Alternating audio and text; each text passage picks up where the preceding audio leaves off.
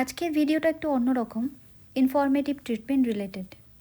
আমার বাবার gastro problem ছিল, আর তার জন্যই বেশ কিছুবার আমাকে হায়দ্রাবাদে যেতে হয় আর থাকতে হয়। আর অনেকবার হায়দ্রাবাদে গিয়ে থাকতে থাকতে যেটা হয় আর কি, সব কিছুই চষে ফেলা। তাই আপনিও যদি কোনো রিলেটিভ কিংবা বাবা মা ভাই বোন কাউকে নিয়ে হায়দ্রাবাদে এআইজি হসপিটালে যেতে চান, তাহলে এই ভিডিওটা আপনারই জন্য।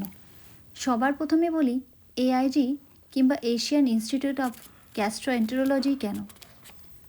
কারণটা হলো, এআইজি ইন্ডিয়াতে গ্যাস্ট্রোএন্টারোলজির নাম্বার 1 হসপিটাল, আর এশিয়াতে 17th নাম্বার র্যাঙ্কিং। তো পেটের কোনো সমস্যা হলে ইন্ডিয়াতে এর থেকে বেটার ট্রিটমেন্ট মনে হয় না কোনো হসপিটালে পাওয়া যায়।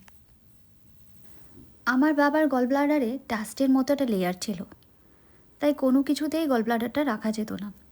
এছাড়াও গলব্লাডারের সাথে কানেক্টেড টিউবে স্টোনের মতো পার্টিকেল ছিল, তাই ডাক্তার আগে সেটা রিমুভ করেছিল, তারপরে পুরো গলব্লাডারটা বাদ দেয়। এবার বলি আসবেন কী করে। যদি কলকাতা থেকে আসেন, তাহলে হাওড়া থেকে সেকেন্দ্রাবাদ পর্যন্ত অনেক ডাইরেক্ট ট্রেন পেয়ে যাবেন। ফালাকনুমা এক্সপ্রেস, উইকলি এক্সপ্রেস, যেগুলো সেকেন্দ্রাবাদ পর্যন্ত চলে আসবে। আর যদি ফ্লাইটে আসেন, তাহলে ডাইরেক্টলি আপনি হায়দ্রাবাদে নামবেন, ওখান থেকে ক্যাব বুক করে ডিরেক্ট চলে আসতে পারবেন। যাই হোক, এবার সবথেকে ইম্পর্ট্যান্ট জিনিস হলো কোথায় আসবেন, এক্স্যাক্টলি কোন জায়গাটায় আসলে আপনার সবথেকে সুবিধে হবে। ট্রেনে করে আসলে সেকেন্দ্রাবাদ স্টেশনে নেমেই আপনি অটো কিংবা ক্যাব বুক করতে পারেন। ওখান থেকে অটো করে 1-1.5 ঘন্টা রাস্তায় সোজা চলে আসবেন গাচ্চি বাউলি, বাবু খান লেন। রাস্তাটা এআইজি হসপিটালের জাস্ট পাশের গলি। এখান থেকে এআইজি হসপিটাল 5 মিনিটও লাগে না হেঁটে।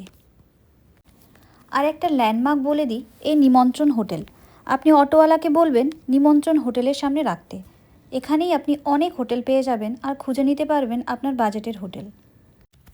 মোটামুটি 700-800 টাকা থেকে শুরু করে 1000-1200 টাকার মধ্যে আপনি অনেক হোটেলই এখানে পেয়ে যাবেন। আর আমি যেই হোটেলটায় ছিলাম সেটা হচ্ছে এই হোটেলটা। এদের এখানে 700-800 টাকা থেকে শুরু করে 1000-1200 টাকার সব রুমই মোটামুটি পেয়ে যাবেন। আর নিমন্ত্রণ হোটেলও এখান থেকে একেবারেই কাছে। তবে এখানে একটা প্রো টিপ দিয়ে রাখি, স্টেশন থেকে আসার সময় অবশ্যই ফেয়ারটা একবার উবারে চেক করে নেবেন। আমি দেখেছি ওখানে যারা দাঁড়িয়ে থাকে তারা প্রায় ডবল ফেয়ার চায়, তাই উবার থেকে বুকিং করলে অনেক সস্তা পড়বে। আর উবার থেকে আজকাল অটো ক্যাব সবই বুক করা যায়, তাই কোনো অসুবিধা হবে না অ্যাপটা থাকলে। চলুন এবার নিয়ে যাই এআইজি হসপিটালের ভেতরে। এই যে সবাই এগিয়ে যাচ্ছে, এটা এআইজি হসপিটালের মেন এন্ট্রি।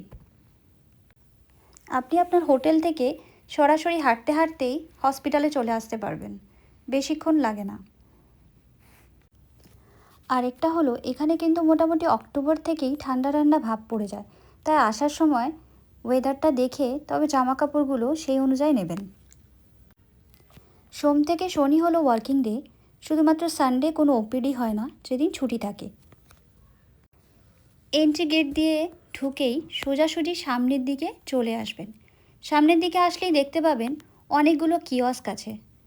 এআইজিতে প্রথমবার যখন আসবেন তখন আপনাকে এই কিয়স্কেই সেলফ রেজিস্ট্রেশন করতে হবে। সেলফ রেজিস্ট্রেশন করতে গেলে আপনার আধার কার্ড, মোবাইল নাম্বার দিয়ে ওখানে আপনি নিজেই সেটা করে নিতে পারবেন।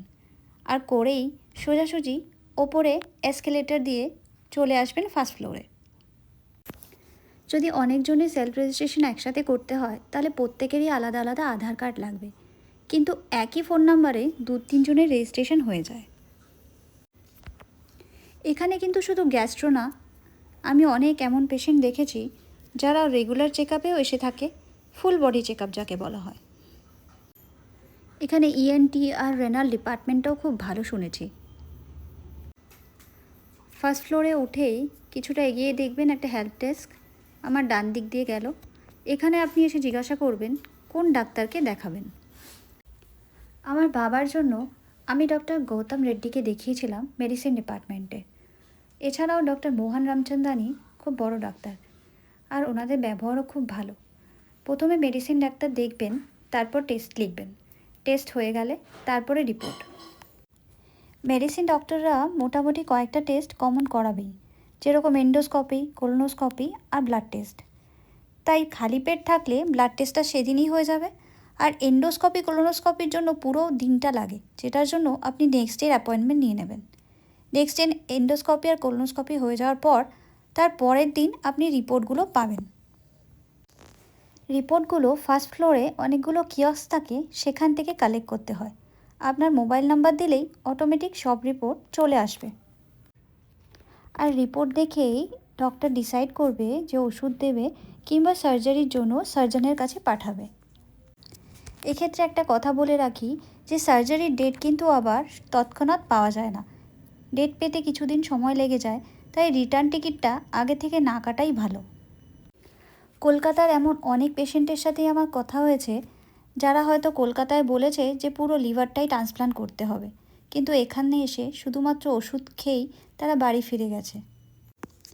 তাই বেস্ট ট্রিটমেন্টের জন্য কিছুদিন অপেক্ষা করাটা কোনো বড় কথা নয়, ট্রিটমেন্ট করে সুস্থ হয়ে বাড়ি ফেরাটাই সব থেকে আগে। তাই আবার সার্জারি হলেও সঙ্গে সঙ্গে কেউ ট্রাভেল করতে পারে না, তার 2-3 দিন রেস্টের এমনিই দরকার হয়। আর আমার এইটুকু পরামর্শ হলো যে সার্জারির পরে একবার চেক আপ করিয়ে নেওয়া ভালো। আর এখানে তৎকাল ট্রেনের টিকিট আর ফ্লাইটের টিকিটের অনেক এজেন্ট বসে আছে যারা সহজেই টিকিট করে দিতে পারে।